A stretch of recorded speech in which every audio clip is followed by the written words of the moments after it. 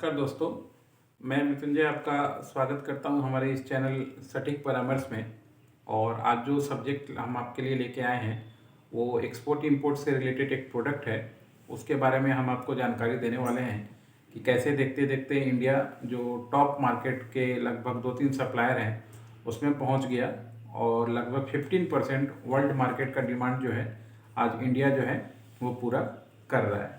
ऐसा प्रोडक्ट आप भी जानना चाहेंगे अगर आप एक्सपोर्ट के फील्ड में हैं, ताकि आप ऐसे चीज़ों को एक्सपोर्ट कर पाएँ या ऐसे बिजनेस के बारे में सोच पाएँ। दोस्तों, आज हम जो बात कर रहे हैं वो ककम्बर के बारे में बात कर रहे हैं, यानी खीरा जो होता है, खीरे का जो अचार होता है उसके बारे में बात कर रहे हैं।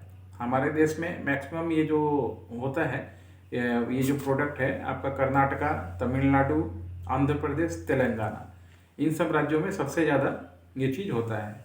और इंडिया जो है इस साल 200 मिलियन जो है एग्रीकल्चर प्रोडक्ट इंडिया ने आपका एक्सपोर्ट किया है। उसमें से वर्ल्ड में तीसरे नंबर पे सबसे ज़्यादा जो डिमांड आया हम लोग का वो है ककम्बर का पिकल्स यानी अचार का। और इसमें इंडिया ने लगभग 1, 2, 3 मतलब 846 मिलियन मैट्रिक टन जो है इंडिया ने एक्सपोर्ट किया है।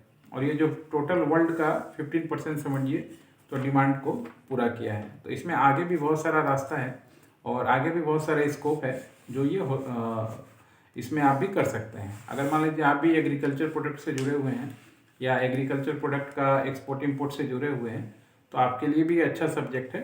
आप जैसे हमने राज्य का नाम बताया, कर्नाटका, तमिलनाडु, आंध्र प्रदेश, तेलंगाना, ऐसे राज्यों में जहाँ पे ये सबसे ज़्यादा होता है और सबसे यहाँ के प्रोडक्ट का डिमांड है, तो आप भी यहाँ से ख़रीद के अपना जो पैकिंग है करा के आप चाहें तो एक्सपोर्ट कर सकते हैं।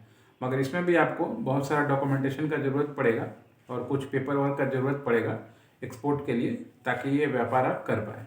तो आज हम उसके बारे में भी बात करने वाले हैं कि अगर आप ऐसे सब्जेक्ट या ऐसे ककम्बर या पिकल्स का अगर आप एक्सपोर्ट करना चाहिएगा तो आपको वर्ल्ड लेवल के अनुसार, स्टैंडर्ड के अनुसार क्या क्या डॉक्यूमेंटेशन चाहिए होगा। सबसे पहले तो मान लीजिए आपका कंपनी है, आपको कंपनी अपना बनाना पड़ेगा।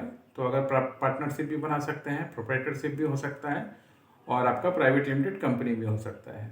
ये होने के बाद आप उसका मान लीजिए पैन, टैन, उसका जीएसटी, उसका IC code, export import code, ये उसका उद्यम लाइसेंस ताकि आपको टैक्स बेनिफिट में मिले, custom clearance certificate, bank account, AD account, ये तो कुछ लगेगा ही। इसके अलावा आपको आईएसओ सर्टिफिकेशन लगेगा 9001 या 14000, 22000, ये 3 तरह का लाइसेंस होता है जो फूड इंडस्ट्री के लिए लगता है। प्लस बीआरसी सर्टिफिकेट आपको लगेगा, आईएफसी सर्टिफिकेट आपको लगेगा, हैसअप का सर्टिफिकेट आपको लगेगा और एपेडा जो एग्रीकल्चर के लिए हमारे यहाँ पे आरसीएमसी है वो आपको लेना पड़ेगा। अगर ये सब आप डॉक्यूमेंटेशन बनवाते हैं तो समझिए खर्चा कम से कम आपको लाख रुपए के आसपास आ जाता है ये सारे सब्जेक्ट का। इसके बाद का मान लीजिए कस्टम क्लियरेंस, वो अलग अलग इशू होता है कि आप कहाँ से मान लीजिए उसको एक्सपोर्ट कीजिएगा, तो आपके ऊपर है। आपको देखना पड़ेगा कि कौन से एयरपोर्ट से, इंटरनेशनल चेन्नई हुआ या उधर कर्नाटका हुआ, कहाँ से आप उसको एक्सपोर्ट कीजिएगा, वहीं से आप कस्टम क्लियरेंस का सर्टिफिकेट लीजिएगा तो आपके लिए अच्छा रहेगा। इसके बाद आता है कि आप कहाँ कहाँ, कौन कौन से देशों में इसको टारगेट कर सकते हैं। जैसे हमने खरीदने वाले जगह का बता दिया कि रॉ मटेरियल आपको कहाँ कहाँ से मिल सकता है, कर्नाटका, तमिलनाडु, आंध्र प्रदेश, तेलंगाना। इसके बाद हम आपको डिमांड का भी बता रहे हैं कि सबसे ज़्यादा जो डिमांड है वो आपका है यूएसए में, फ्रांस में, जापान में, साउथ कोरिया में, कनाडा में, इजराइल में और जर्मनी में। यहाँ पे आप टारगेट कर सकते हैं। ये सबसे ज़्यादा डिमांडेबल प्रोडक्ट यहीं पे है।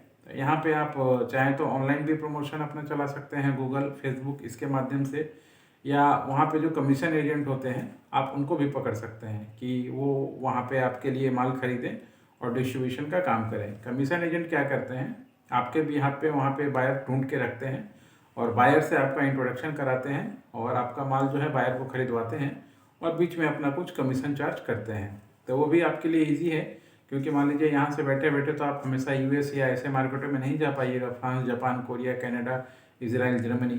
तो अगर वहाँ के कमीशन एजेंट से आप बात करके रखिएगा तो उनका तो वहीं पे ऑफिस होता है, तो आसानी से आपका काम बढ़ा सकते हैं। ये तरीका है ककम्बर या पिकल जो होता है इसका एक्सपोर्ट करने का। तो काफ़ी अच्छा मार्केट है दोस्तों।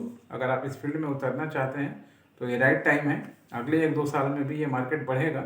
और अगर आप जैसे ये डॉक्यूमेंटेशन की बात आई, जैसे हमने बताया आपको कि कंपनी बनाना, ISO बनाना, BRC सर्टिफिकेट बनाना, FSSC बनाना, आपका फूड है सब सर्टिफिकेट बनाना, एपेटा बनाना, IC कोड बनाना, GST, उद्यम, ये सारा डॉक्यूमेंटेशन का काम हम लोग करवाते हैं। प्लस आपको टारगेट जैसे हमने बताया जिन जिन कंट्रियों में और कैसे कैसे आप वहाँ पे क्लाइंट पाने के लिए मार्केटिंग कर सकते हैं, कौन कौन से टॉपिक को पकड़ सकते हैं, ये सारा कुछ भी हम लोग गाइड करते हैं। तो अगर आप इस फील्ड में उतरना चाहते हैं तो हमारी जो पेड कंसल्टेंसी है आप उसको ले सकते हैं और उसके माध्यम से हम आपको इस चीज़ में आपकी पूरी तरीके से मदद करेंगे। हमारा पूरा टीम है जो इस पे काम करता है। गोल्ड ज्वेलरी के ऊपर पहले से ही हम लोग का काम होता है, एक्सपोर्ट के ऊपर। तो इन सारी चीज़ें अप एंड डाउन हम लोग को पता है, एक्सपोर्ट में क्या होती है, कैसे होती है। तो बहुत सारा पॉइंट है जो हम आपके लिए कर सकते हैं और आपके बिजनेस को आगे बढ़ा सकते हैं। आज के लिए इतना ही दोस्तों, नमस्कार।